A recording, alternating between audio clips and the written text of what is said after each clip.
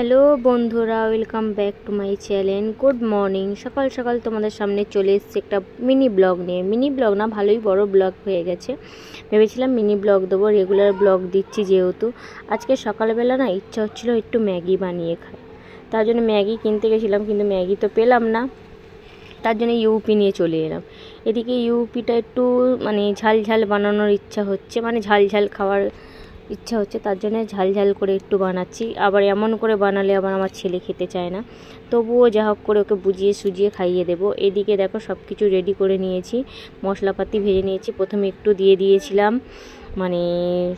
রসুন ভেজে নিলাম একটু হালকা করে। রসুন ভেজে পেঁয়াজ, টমেটো আর মশলাগুলো যা যা ম্যাগির মশলাগুলো আছে, ইউপির মশলাগুলো দিয়ে দিলাম।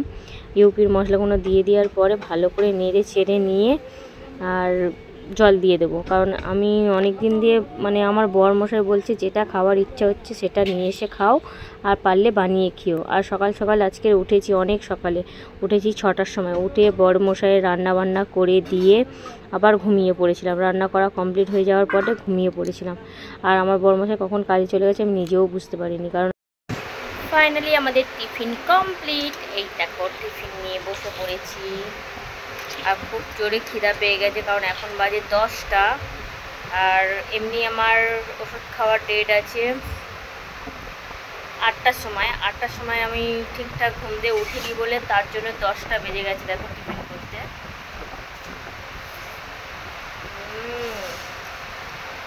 সো টেস্টি, খুব সুন্দর। যেরকম স্পাইসি খাবার অনেকদিন দিয়ে ইচ্ছা হচ্ছিল খাবো, কিন্তু খেতে পারছিলাম না। চলো খাওয়াটা কমপ্লিট করে দিই। আমার রান্না অলরেডি হয়ে গেছে। বরমশাইয়ের ছিল অফিস ডিউটি, তার জন্য সকাল সকাল ডিমের ঝোল আর ভাত করে দিয়েছি, ও নিয়ে বেরিয়ে গেছে। এদিকে আমি আর বাবু মায়ের বেটায় খেয়ে নিচ্ছি। নিয়ে এবার স্নান করে বাজারের দিকে যাব, কারণ বাজার করা হয়নি, কারণ অনেক কিছু বাজার করা বাকি আছে। এত গরম পড়ছে, ইচ্ছাও হচ্ছে না যে একটু বাইরের দিকে বেরায়। কেন গরমকালটা আসে কে জানে, খুব গরমে কষ্ট হচ্ছে। আর এইদিকে এতই গরম পড়েছে বলার মতন না। চলো খাওয়া দাওয়া কমপ্লিট করে আমি বেরিয়ে পড়বো বাজারে। বাজারের শুকনো বাজার ছিল না, তাই বাজার করতে বেরিয়ে পড়েছি। এই দেখো রোদে রোদে স্নান টান করে আর বাজার করতে বেরিয়ে পড়েছি।